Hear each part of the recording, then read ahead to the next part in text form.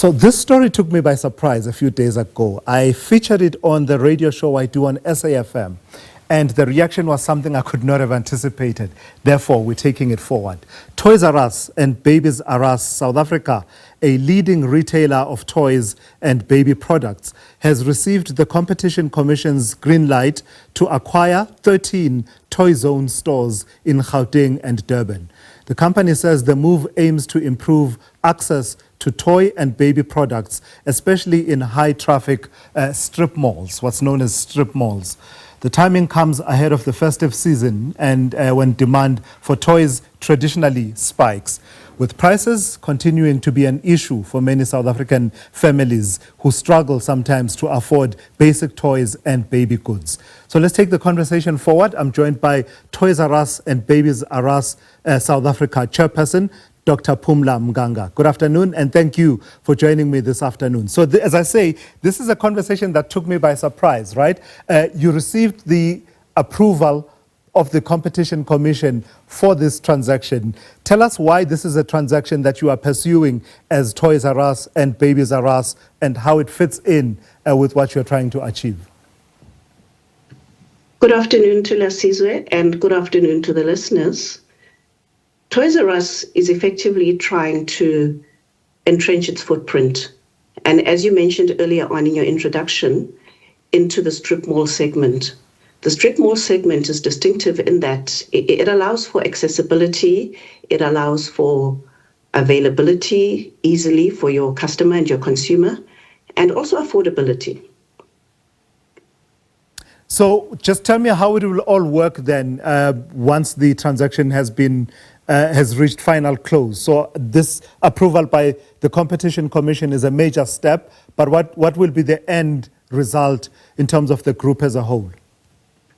The end result, final close was on the 31st of August, and the end result will be that all those stores that were previously branded as Toy Zone will become branded Toys R Us.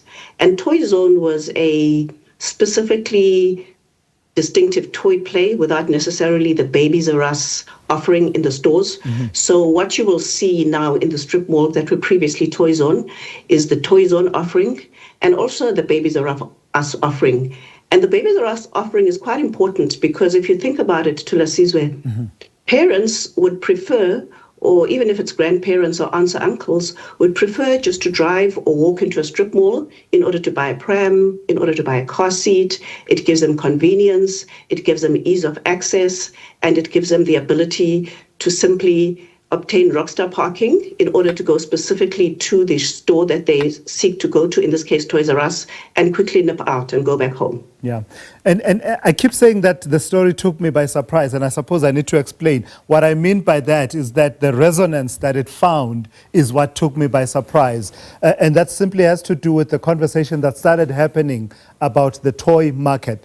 I had no idea, to be quite honest, Dr. Mnganga, of the magnitude and the size of the market itself. Tell me how this merger, to use a technical, a term, how this merger changes that market. What impact does it have on the market? Does it have the effect of reducing, well, I suppose it doesn't because it's been approved by the Commission, of reducing competition, but what are its implications for the market as well as affordability of toys?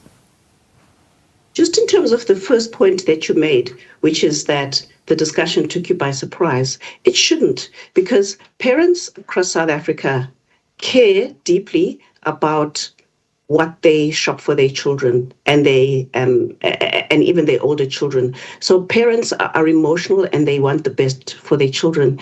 It doesn't matter which economic segment those parents come from, whether they live in Sandton or whether they live in Mhlabia. They want the best nappies for their children. They want the best toys for their children because they understand that toys have got a developmental benefit, both psychosocially and in terms of general motor, fine motor and gross motor development.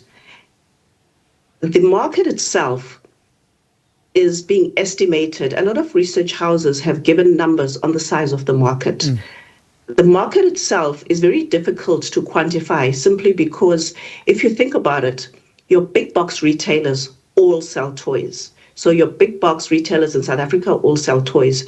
Your online giants all sell toys. For example, the usuals, the Takealots, the Amazons, etc., that are known to most South Africans. So you've got the online giants, as I described them. You've got the big box retailers, the big box mass retailers. And what the big box mass retailers do is that during Christmas, obviously they are offering spikes on toys and they offer more toys onto the market. Then you've got the specialty market, which is who we are. So competition is actually as strong as ever. It's across the board. What has simply happened is that two parties, and technically you call it a merger, yes, you are right.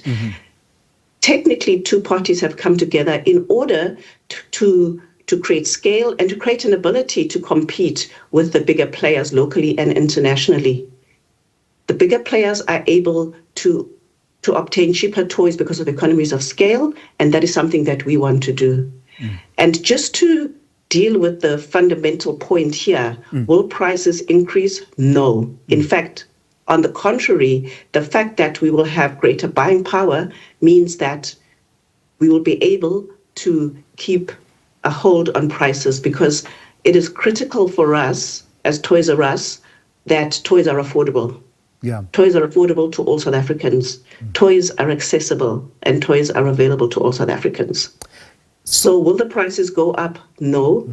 What is the competitive landscape? It's as active as ever and it's constantly growing. Yeah. And in fact, I think one of the figures quoted it, the size of the market at about 9 billion rand for 2024. And I believe that came from your side as a group. So lastly, I haven't seen the decision of the Competition Commission, so I don't know what public interest factors it weighed in. But usually these transactions do have that element. Talk to those and how they fit in around the conversation of, is it a conversation about affordability or the cost of toys, or is it about the value of toys in the development of children in the country? It's all of the above, as you describe it.